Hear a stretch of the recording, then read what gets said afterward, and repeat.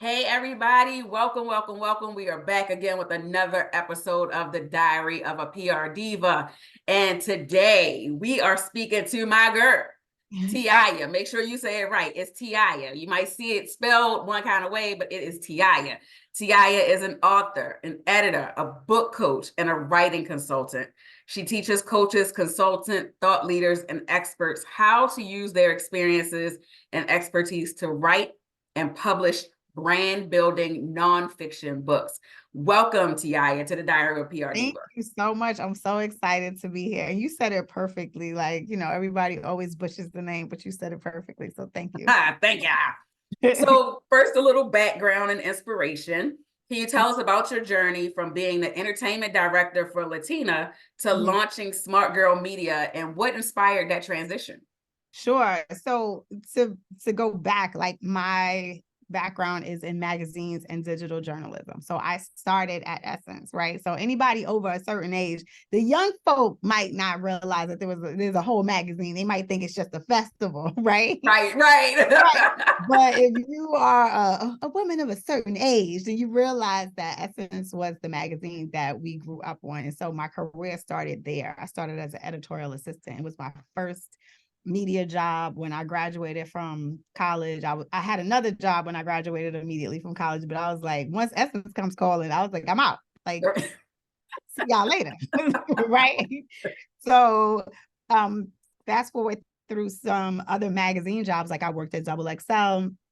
I also co-founded a magazine called Juicy Magazine, which was like celeb life, hair, and beauty, where I tested all the beauty products, the hair products, right? All the things and hung out with celebrities, and that was fun. And then I ended up at Latina Magazine, and I worked there for I want to say almost 4 years, and I was the entertainment director there. And it was just like everything that I've done has kind of built on the next thing. So even I always think about, like, I had the best foundation at Essence when I was 22 years old. And this year last year now, I turned 50. And so it's like, Oh, congratulations. thank you. Everything has like built on top of each other to be able to say, okay, this is like, you've learned so much, and each level of my journey has been able to help me and get to the next level of my journey. So really all of these experiences helped me get to becoming a book coach and a writing consultant. I love it. So, and that was actually in my next question. It was like, how did your experiences at publications like Juicy, Double XL, and Essence contribute to shaping your career as an author, editor, and writing consultant? Well, listen, part of my journey was that I was laid off 3 times, right? So there's nothing like having that paycheck snatched from you. Right. And the first time it happened was in my 20s, and the last 2 times was in my 40s. And so in my 20s, I wasn't prepared. In my 40s, I was way more prepared. And it's like the thing that I want that all of us need to think about is, who are we, one, without the title and the paycheck, right? And how can we use our skills that we have for ourselves? Because a lot of times we always think, oh, I'm in this job doing this thing. And so we're associated with that brand or that company. But it's like, no, if you got PR skills, it doesn't matter who you're with, because you can have your own thing, right? Your own agency, and do PR. So the same concept applies for me at thinking about myself as an editor. Initially, I didn't have any like thought about going and doing this on my own. My thing was, I'm just going to go get another editing job, whether it's on this digital side or work or content branding or something like that. But what happened was that I ended up self-publishing a book in 2015 for teen girls, because when I was in magazines, a lot of times I would get invited to speak at graduations or speak to youth groups. And so these girls would always come up to me with like, it always seemed like the same series of questions. How do I find a mentor? Can you be my mentor? How do I get more confidence? So I took all of those questions and said, you know what, I'm gonna put it in a book. And so I wrote a book in 2015 called Famous: How to Be the Star of Your Show, a teen girl's guide to embracing her fabulous self. And I wrote it when I was laid off. Okay. Because my mother was like, oh, you've been talking about writing a book. Well, you got time now, sis. You don't got a job to go to. So How about we just get to writing that book? so, and so of course I licked my wounds and that hurt, but I did. I got to writing the book and I didn't know everything that I was doing in terms of like, how do I how do I market it? So there were certain things that I took like courses to like fill in the gaps in my knowledge. I knew how to write a book. I knew how to hire an editor for the book. I knew how to hire a stylist for the photo shoot and how to hire a photographer and all of that kind of stuff. So it really was, like I said, the culmination of my years of experience coming together. So like, it was like Voltron, like I'll form the head and everything kind of came together. And it was like, wow, all these years of organizing photo shoots. Look, now you got to organize your own photo shoot. All these years of hiring stylists and hiring people for shoots, I had to use those skills for myself. And that's why I said it's really important for you to be able to recognize what your expertise is and not have it just solely be with that particular brand or that job or that company or that organization. Yeah, transferable skills. I love it. Absolutely. Like we talk about it, but transferable Absolutely. skills. And so what motivated you to focus on teaching coaches and consultants how to publish books? Again, it was completely, I'm like the accidental book coach. Because That's a great title though. Like right?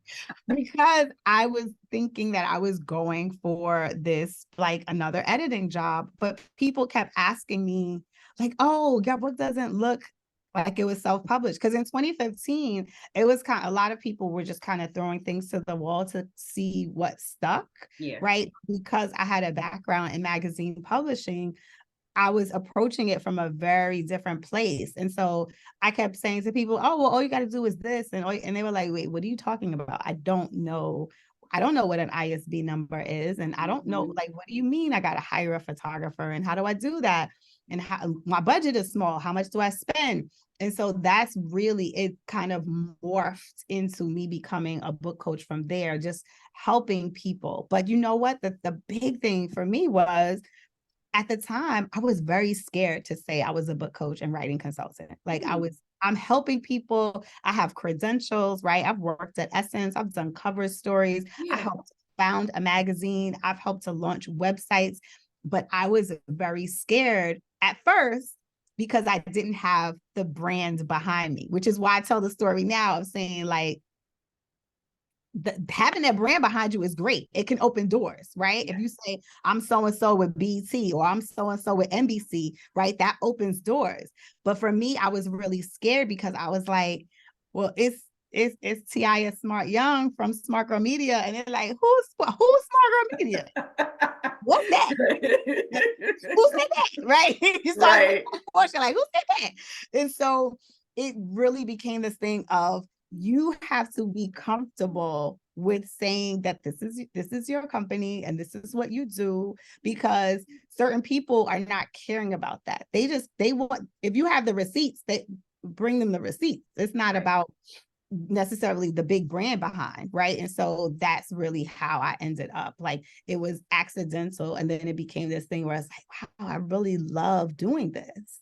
So, books are such a niche place anyway. It's like even with book PR, right? Because authors are, it's so funny because it's exactly what you said. Like most authors, if they're self-published, they already are at a deficit because they don't have a big publishing house behind them that's pushing like marketing dollars, that's pushing a budget for PR, that's pushing, money for the photos, all the things that you mentioned. Right. And so because that is such a niche place, it's interesting that that's where you landed, coming from the other end where all the money was or where the budgets were. So exactly. And to self-publish, you got to have the budget. Like, you're the one that has to say, okay, well, I'm going to put this much aside for marketing, put this much aside for editing, put this much aside for formatting, or just look at it as like, okay, I'm going to put $2,000 away or $5,000 or whatever your budget allows you. And then be able to be like, okay, this is what I'm going to use. This is the pot I'm going to use. And yeah, coming from, and part of my thing was working with PR folks, right? Working with publicists, working with talent. And it's like, yeah, when sometimes we would ask for an A-lister and then somebody's giving you a D-list person, you're like, no, that's not what I asked for, but okay. Okay, we just gonna have to keep pushing. We're gonna have to keep going. Because I didn't ask Appreciate you, that thanks. person. Right. Appreciate you. We're gonna, maybe we can get that person in some other kind of, but this is not what we're looking for right now. Okay, this is Right. Now, Your how it works. agency. Oh, I'm sorry. I was gonna say, how it works. Yes, no, that's why I was like, yeah, they'd be like, I holla. Right. But your agency has worked with notable clients like Tidal, Refinery 29, Jesus. Yes. My girl, Wendy Williams, Hunter, like Miss Wendy, love Wendy, yes. And Black Girls Rock. So how do these experiences shape your approach when it comes to writing and coaching? Oh, I think the thing is that so those clients that you've mentioned have been like my writing consultant clients, right? So like for Wendy Williams, at the time, I don't think she still has this nonprofit anymore, but the Hunter Foundation. So at the time, I was recommended probably not. No. Right, probably not. Right. I was recommended to her at the time to work on her. She was having a gala. And they needed someone to be essentially a show runner and write the entire show for the gala. And so it was crazy because like it was literally like someone referred me, I had a meeting, and the next thing I know, I'm writing this gala show for Wendy Williams. And it was like, that would have, had I not had the referral and had I not been putting myself out there, right? If it was T a few years ago or many years ago, being too shy to say, this is what I do, then I wouldn't have had that opportunity. So that's another thing too, like I talk about embracing your expertise. What is the book? The Big Leap talks about the different zones, right? And one of the zones is your zone of genius. I always talk about your zone of, borrowing from that book, your zone of brilliance. Because you got to be outside, you got to be shining, right? For people to recognize what you're doing. Yes. And so, that is how I ended up with those like clients, being able to shine in my zone of brilliance, to be able to say, okay, I'm going to do this with Tidal. Like one of the projects I worked on with them was like some video stuff, writing video copy and producing projects there. And then also working on, they did something special for like Poetry Month in April. And so I've been able to do those kind of projects because, again, not being afraid to say, this is what I'm doing, and not worried about whether or not I have a big name behind me. So how do you get to your zone of brilliance? It's like so many people have that zone, but it's blocked, right? For whatever reason. So how do you suggest people find it or even embrace it once they do find it? It's practice. I do this in my book. I have this. It's a book that's specifically about writing. It's called Step Into Your Story. And I have this exercise that teaches you to remix your beliefs about yourself, which help you to get to the point where when you actually are putting things into practice, it becomes it is your truth. But if you don't believe it, then the next person is not going to believe it, right? So it is a matter of like, let's say for instance, one of my clients was like, oh, I'm a stylist, but my degree is in history. Okay, but who cares? Because you've been styling women that work specifically for Fortune 500 companies. Nobody cares about your degree. You over here shining in your zone of brilliance, but you want to focus on like a perceived deficit that you may have, or like somebody may be thinking like, oh, well, she's not working in her degree. Who cares? Right? Because what you found is that your zone of genius is over here, and you've been shining in your zone of brilliance by showing up for these women. You have reoccurring clients, you have a 6-figure business. Like, I don't see the problem. But sometimes when you say it to that person that way, you have to make them understand what it is about what they're doing now and make them say their receipts, right? Say their receipts. I'm getting ready. I'm still in perceived deficit. So you're going to see that again. I'm going to be writing that everywhere. Exactly. But it's like make believe, right? Like I grew up where it was like you had to you had to pay your dues. Yes. Right. And I feel Yes. like a lot when like the internet exploded and everybody was like, oh, I'm a this and I'm a that. And it was like, wow, it took me so long to say those words. And it's like, it's all what we've made up in here that is keeping us down, or keeping us from going for the promotion, or keeping us from launching the agency on the side, right? Like, it's just all what's in here, but we have to take what the perceived deficit is and like remix the belief to say, okay, well, for the last 5 years, I've helped couples keep it hot and popping. I've helped them avoid divorce, right? And maybe your degree was in something else initially, but this is what you made a pivot and you got into, and you've had this success. So that's really what it is. I love that. And can you share a memorable or challenging moment from this process and how you navigate? Oh, this seems like it's a good one. You mean from like books, or you mean from any experience? Well, I want the one that you're thinking about. Like, I don't know where that one is from, but that's the one I want. Well, I was thinking about specifically like chasing celebrities, because it's like, it looks to people who are consuming our work, right? It's fun. Oh, it's like a red carpet, and you at this party with this celebrity, and people have no idea what it is like behind the scenes when you are dealing with divas, or when you're dealing with big personalities, or you're like, I have spent a lot of time chasing celebrities, trying to get the interview. There was one celebrity that I have went all the way to LA for a cover story, only to find out that her people never told her about the interview, but they kept me on a hamster wheel.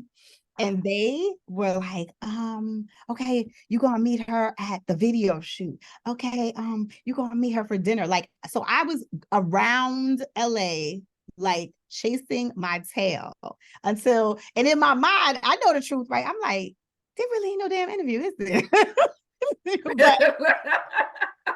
but in my mind, I'm like, I cannot go and tell my boss that I don't have an interview, because I run up the bag, because I got hotel, I got rental car, I'm eating sushi. Like, hello, let's live. I'm outside. Right. That's So funny. to be able to now like call my editor-in-chief, I had to call the publisher and say, I don't have this story. Those are the things that people don't see behind the scenes, right? And that's why I felt like this space was important, because you said it. Like, that's absolutely it. You know, I can't count the number of times that I'll share a client event and we're at some event somewhere or whatever, and people are like, well, put me in your suitcase, take me with you. And I'm like, man, if you in my suitcase, we working. Exactly. It's like they see the flight, or they see all the fun stuff, and it is a lot of work. Like that interview that I just did with those 6 celebrity couples, those were like, they were beautiful. I didn't have to chase anybody in that situation, right? Okay. But the thing and that don't just say the 6 couples, share this. We got, talking here, talk about it. Okay. So I mean, we Aunt Tab. I can't even call her Aunt Tab, because I'm older than her, right? But everybody always thinks of her as Auntie Tab. So Tabitha Brown and her husband Chase, Holly Robinson, Pete, and her husband Rodney. Who else was it? It was the Brat and Jessica. It was Mac Tristan Wiles and his wife Christina, and then it was also Kev on stage and his wife Melissa, and they were beautiful to talk to. There was no chasing. It was like their publicist was like, okay, 3:00 here, and it's 3:00, and they on Zoom. Oh, okay, what? Right. Otherwise, like I've done interviews where it's like the person is on the treadmill, and I'm like, you working out? I need you to give me 30 minutes. So can you just step off the treadmill? Right. So those kinds of experiences, they really do. They build your muscle for even when you do launch your own thing and you go out on your own. Like I remember doing a cover story on Wendy Williams, and them telling me that that I can't ask her certain questions.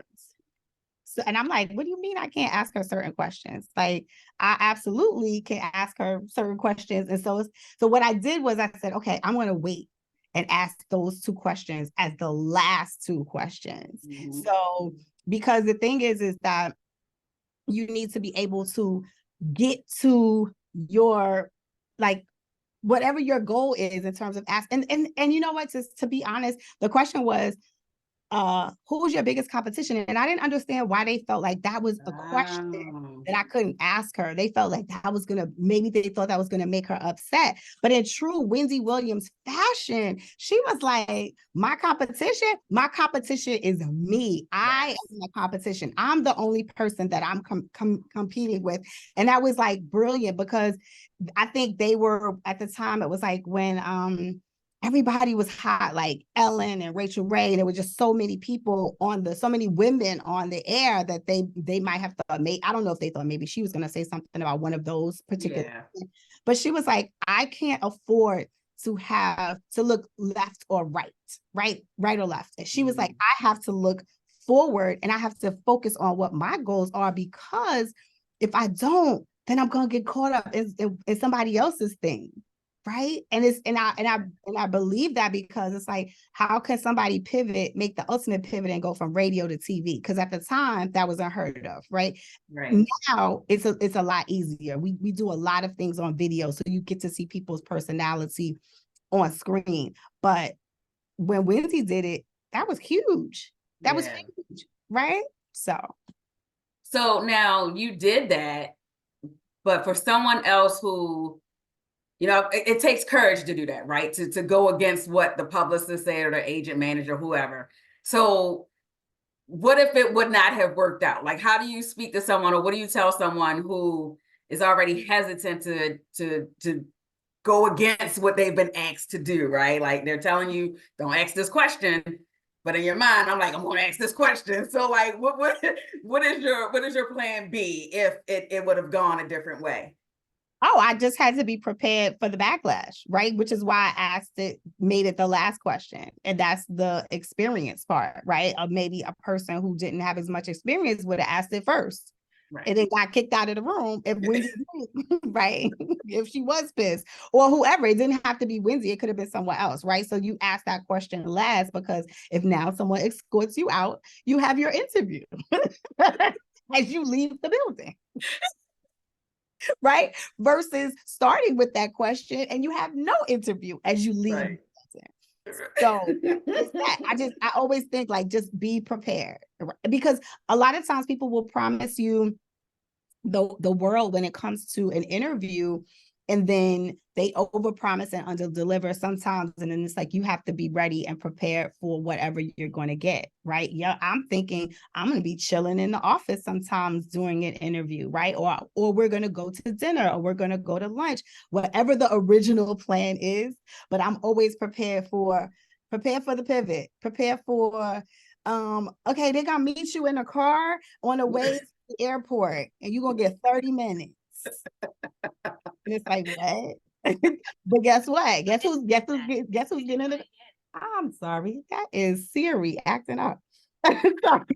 You're like, I want to talk to. Like, you talking my language. But whatever it is, I think you have to be prepared for the pivot, have a backup plan in case something goes wrong. And that's really the way that we survive, I think, in this business.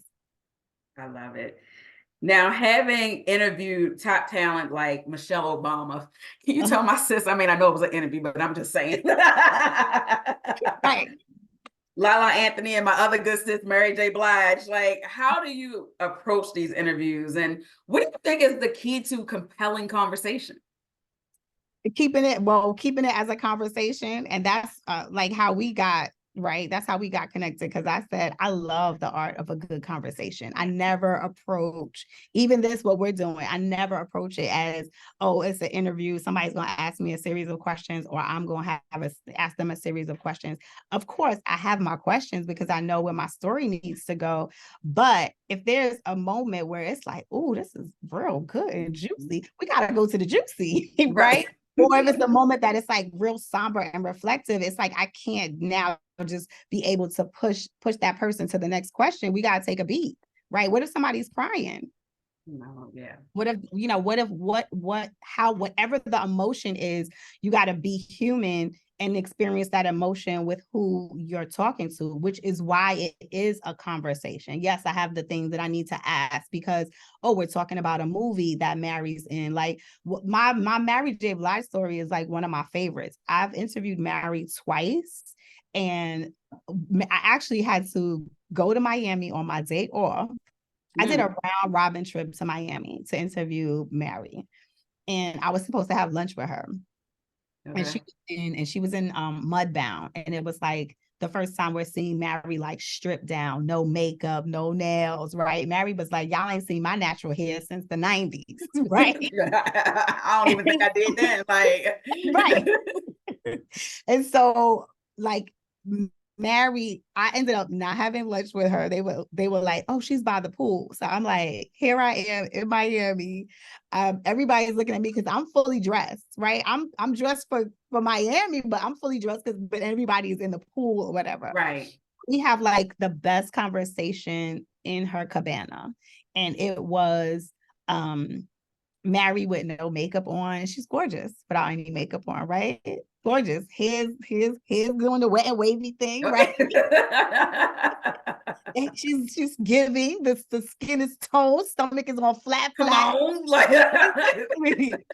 and we just had the best conversation about her stripping down and now making a pivot into acting and really getting into this particular role and getting people to see her outside of, we think of Mary in a very specific way.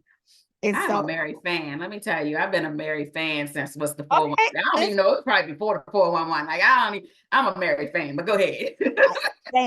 Same. So to be able to talk to her, right? I'm professional. I'm not fangirling, but I'm having such a great time talking to her and conducting a conversation, like asking her questions based on what she's saying. Yes, I have my questions in my phone. Like, okay, I gotta make sure I talk to her about this, and this. But it's like I'm getting the other things too. And the thing I think about writing is that a lot of times there's so much stuff that's on the editing room floor that people never see. Like Holly Robinson Pete and Rodney Pete told such great stories during their conversation. Mind you, I was supposed to have 30 minutes with them. We talked for an hour. There's so much that did not end up in that story. It was like I could write more. I could write Valentine's Day stories. It was just so much. So do you think they'll repurpose any of it?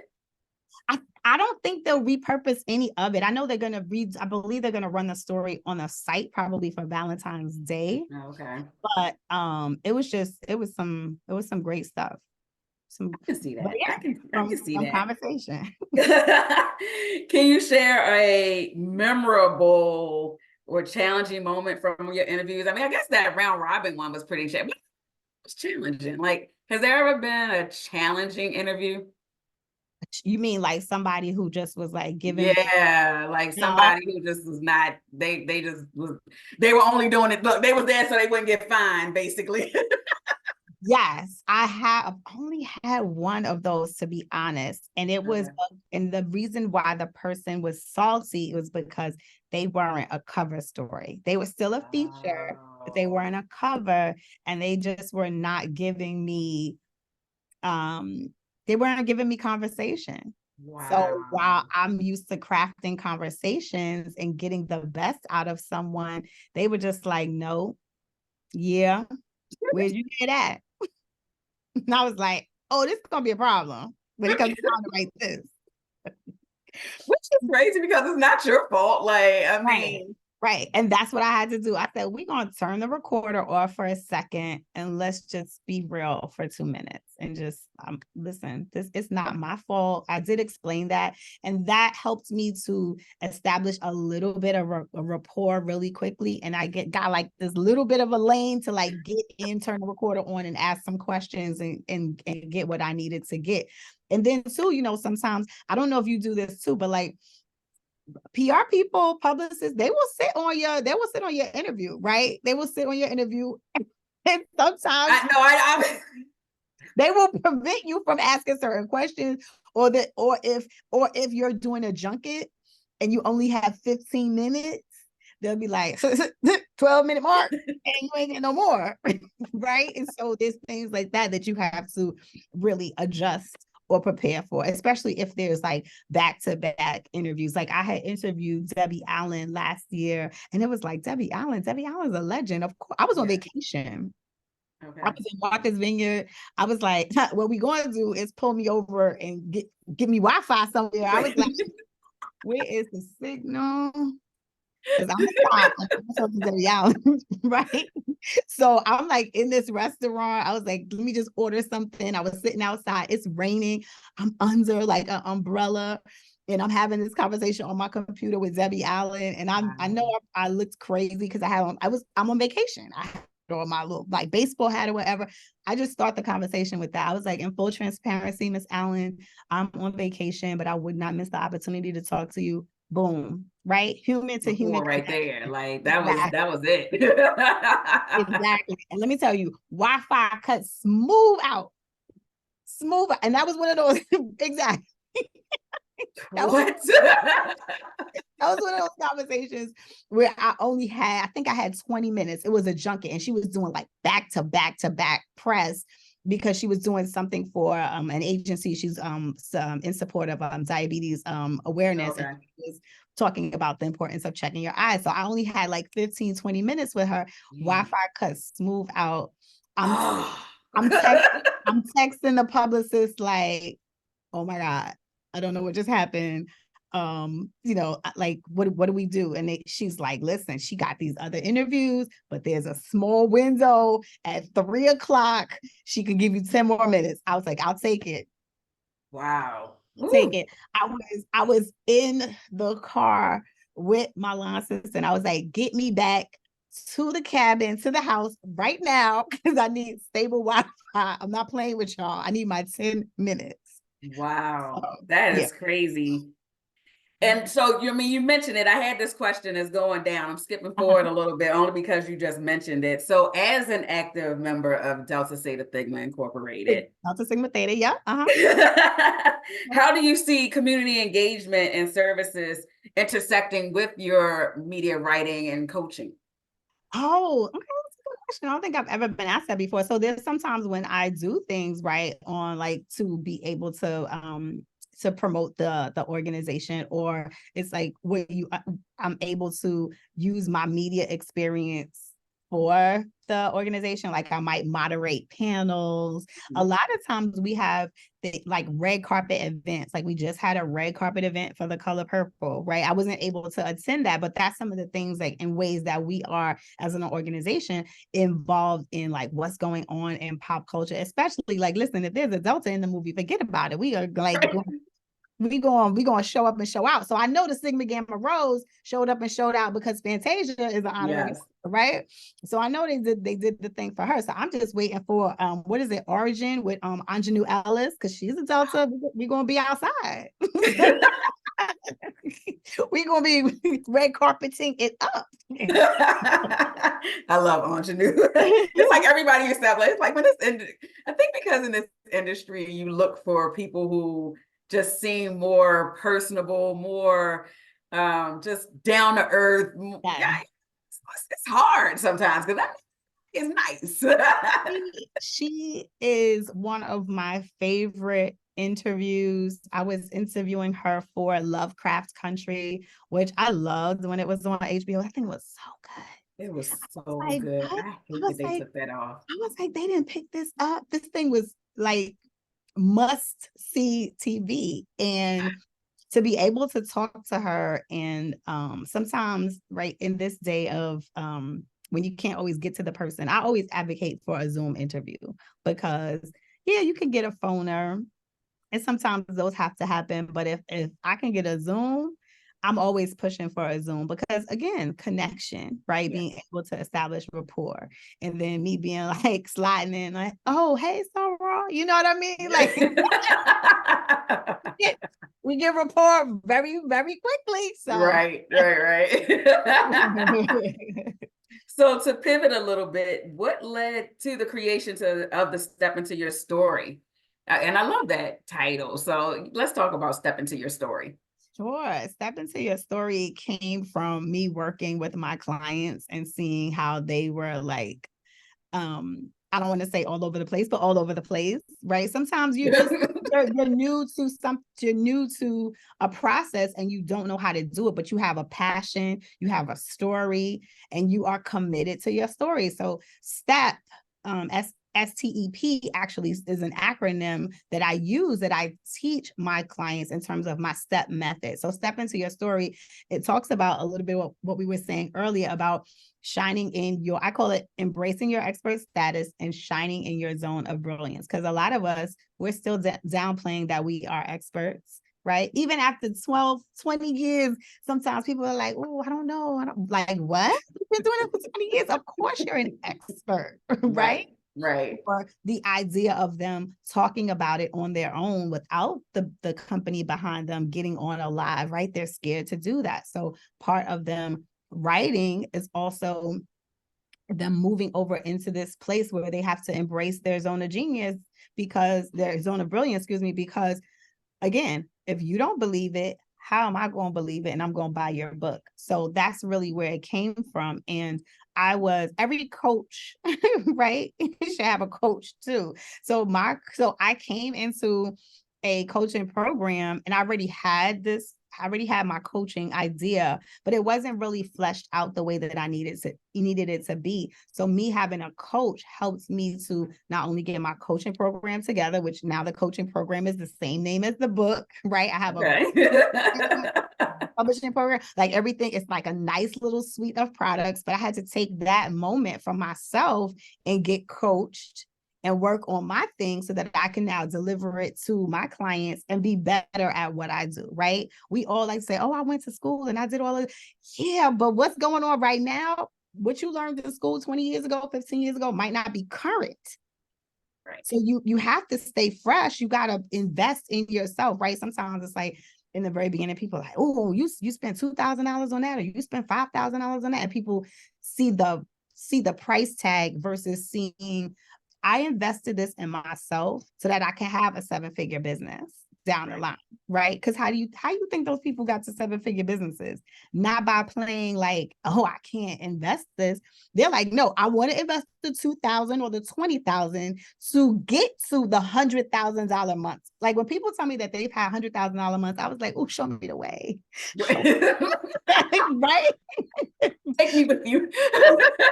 Take me with you. So, like I had to invest in myself to be able to produce this suite of products. And what can participants expect? Like when they come into the program, what do you hope that they achieve and that they take away outside of being their zone of brilliance? Like I know we've said the things that, the reasons why you created it, but as a participant, how am I going to say, oh, I'm a win? Like now I got it. Listen, your book is really an entry point. It is, some people say, oh, a book is like an expensive business card. And I'm like, no, your book is your authority builder. It is your credibility stamp, right? Everybody wants to say that they are an author. If you look at people's bios, like on Instagram, or if you're ever at an event and they will put down that they are an author, right? Because that's an instant credibility builder. Because if you're the person that says, I wrote the book on PR, such and such and such, I wrote the book on how to step into your story, I wrote the book on marketing, like that is an instant credibility builder. It's very different from saying I'm a writer to saying I'm an author of X, Y, and Z, especially if your book is in what your expertise is, right? Because a lot of times people come to me and their book, and not to say that it always has to align, but I love it when their book aligns with their expertise.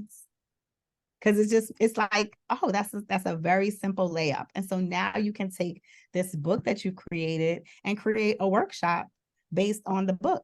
Like at my very first book signing, I made $5,000. And I was like, whoa, okay, this is nice. But I didn't know what to do next. And it was a young lady. I think she might have been like 14 years old. And she was like, okay, so what else are you going to do with the book? And me, I'm like, I'm stuck. Great question. What am I going to do with the book? So then fast forward, there was a woman who was, I believe she was the principal of an all-girls school. And she was like, do you have workshops to go along with the book? Because I want to buy books and I want to buy your workshop. Do you think I told her no, I didn't have a workshop? Hello. Those are coins. I heard the cash register flowing. Yes, I'm going to have impact and influence, right? But I'm also going to have income.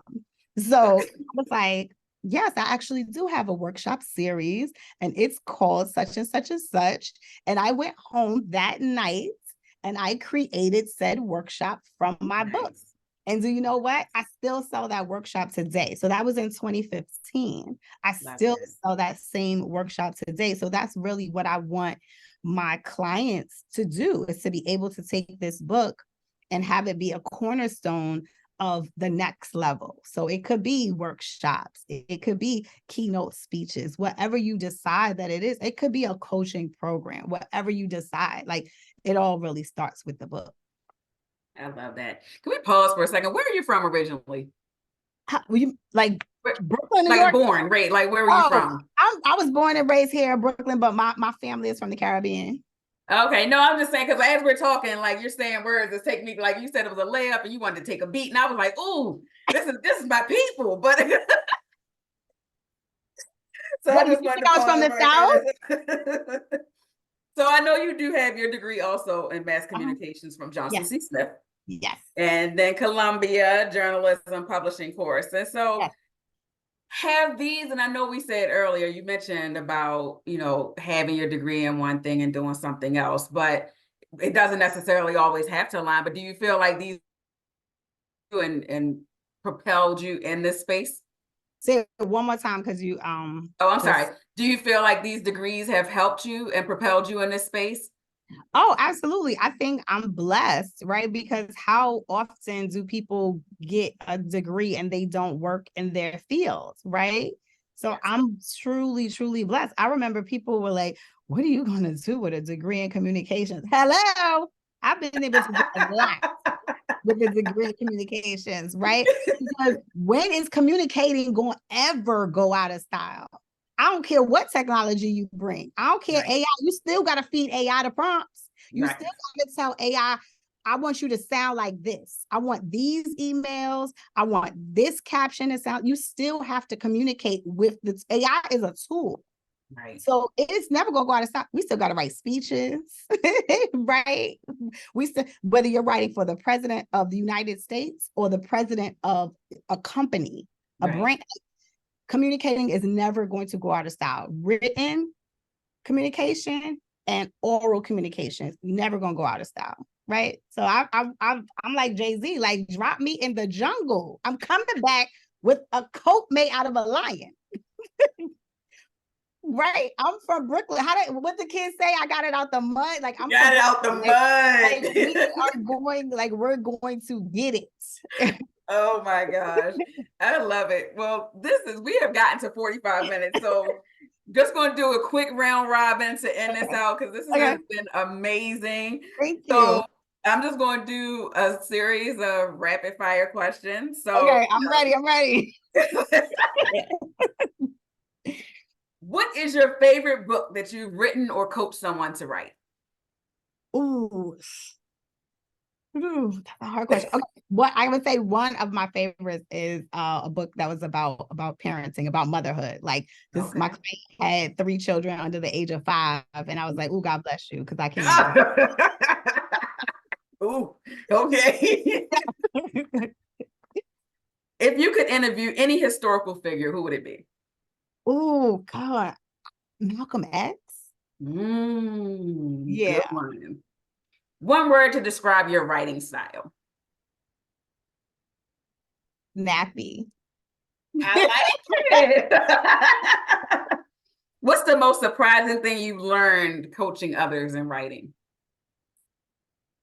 That people still underestimate their brilliance, their expertise, that even if the person has a PhD in all kind of alphabet soup, masters this, that, and the third, JD, this, that, and the third behind their name, there's still, for some people, a level of, can I really do this? Can I produce this book? Who am I to say this, right? Popular opinion says this, but I know, and I've studied and I've researched, and I want to say this. And I'm like, let's say it.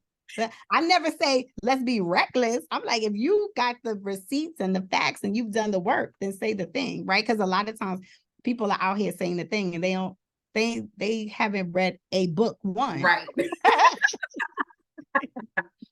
All right, so last question. If you have a funny or memorable behind the scenes moments from one of your interviews. Funny, so many.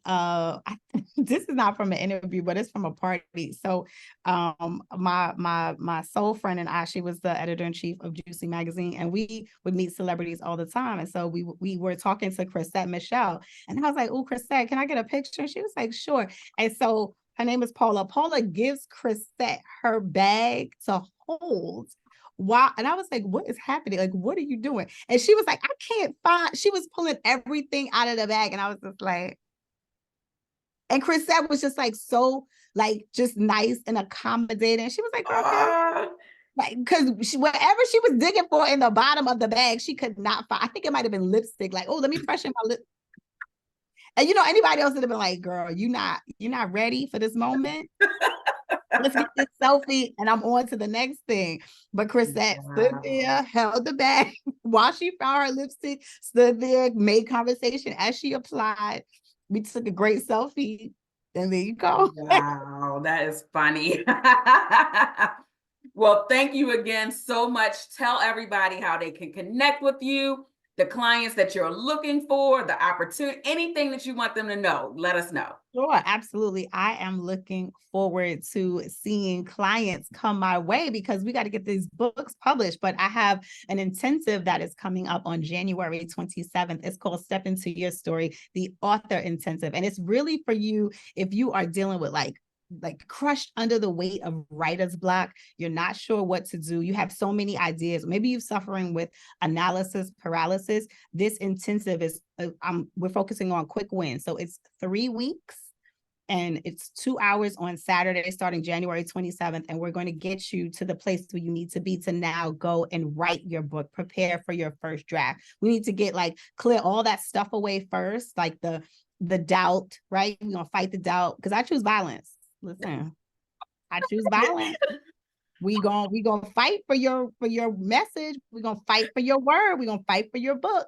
And so we're gonna do that inside of the intensive that starts on January 27th. So if you want to join me and learn more about it, on January 11th, I am hosting an open house right on Zoom. It's an hour, so don't show up late. It's from 7:30 to 8:30. Don't show up at 8:40, because I'm here for a good time, not a long time.